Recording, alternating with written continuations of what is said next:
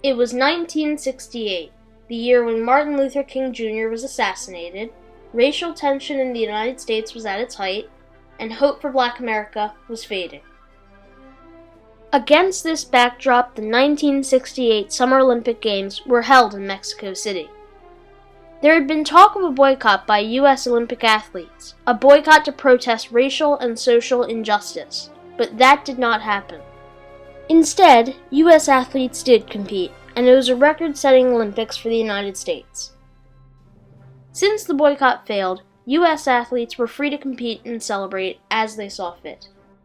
Sprinters Tommie Smith and John Carlos were determined to win their race and make it to the medal stand, not so much to collect medals, but to make their statement about human rights. On Wednesday, October 16th, just 5 days into the Games, Smith and Carlos ran the 200-meter. Count to your marks. Get set. Silence. Nothing I heard but silence. Away they go, and going well in 92 with Tommie Smith, who's got one of the best times in his career. I'm in trouble. Mid-turn, coming out of the turn, because I was in third or fourth place. Also going well in 92 is Roger Bamford, who's right up by John Carlos. But it's Carlos coming through now. About 80 meters, because it was just out of the turn, I made a surge. And when I made the surge, I can almost feel myself. Tommie Smith of America going well, and Tommie Smith of America out in front, and Carlos coming on the near side. And I knew that the only way I was going to catch anybody in front of me was a burst of speed. And Carlos and Smith, what a fight! Tommie Smith coming right through, and the Tommie Smith sketch does it. Tommie Smith wins totally. What a gesture! That smile, just before crossing the tape, was a smile of genuine elation. That it is over. I have done what I am here to do.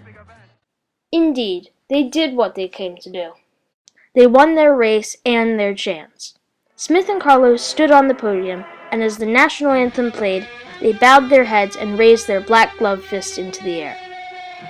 Though the Black Power salute was offensive to many, this simple gesture defined a turning point in history.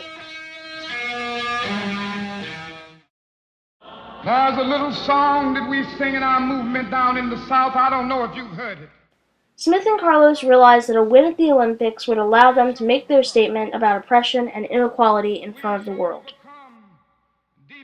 When Smith and Carlos raised their fists into the air, much of the world saw it as defiant, but really it symbolized the struggle of the black community. He can't even gold medals, as Tommie Smith said. All we ask for is equal chance to be a human being.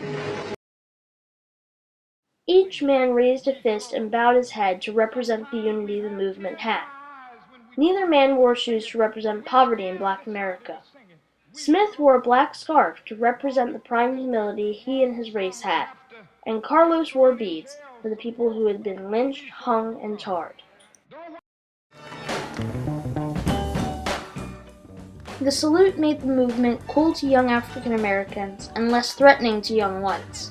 In a world before social media, the poster of Smith and Carlos was one of the iconic images that connected us all. Jonathan Rogers. Former journalists, Sports Illustrated, and Newsweek. The Black Power salute was not defiant, it was defining.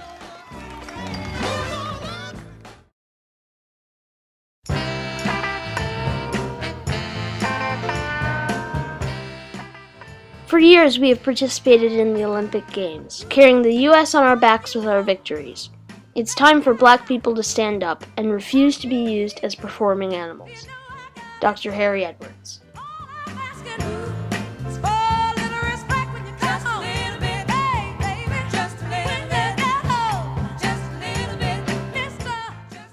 Surely, words like this from Dr. Harry Edwards, an outspoken activist, a sociologist, and the founder of the Olympic Project for Human Rights, inspired the black athlete to be bold, to speak out.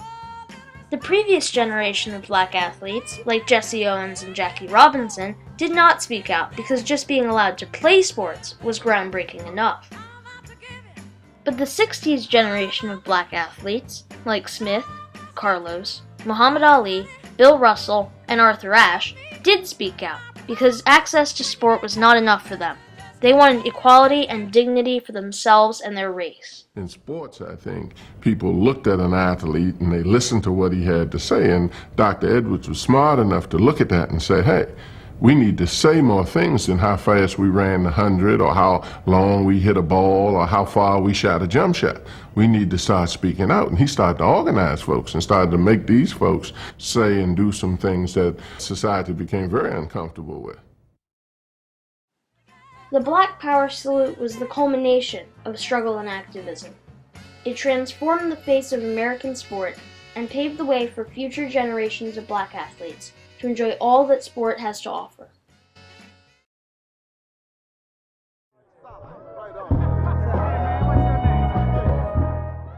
Smith and Carlos risked everything to make their statement, their careers, their reputations, even their safety. They were crucified by the public. But shockingly, their most severe critics were the media, journalists who were supposed to be unbiased in reporting what happened. The Los Angeles Times newspaper described the gesture as a Nazi-like salute. Time magazine replaced the traditional Olympic motto of faster, higher, stronger with angrier, nastier, uglier. And Brent Musburger called Smith and Carlos black-skinned stormtroopers, passing themselves off as social philosophers. But what the media didn't report was the meaning of the salute. Of course, I'm black. Of course we represented power. But it was a cry for freedom. Here, notice me. I'm in need. What are you in need of? Justice. Please welcome the recipients of the Arthur Ashe Award for Courage, John Carlos and Tommy Smith.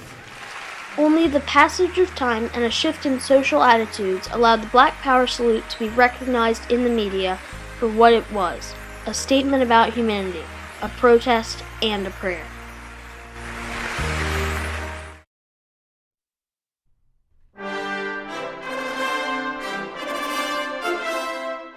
History is full of what-ifs. And fortunately, history is also full of unforgettable moments. What if Smith and Carlos had lost their race? Their gesture would have never been seen, their cry never heard. But Smith and Carlos did win their race. They did have the courage to make their statement. They did define a turning point in history.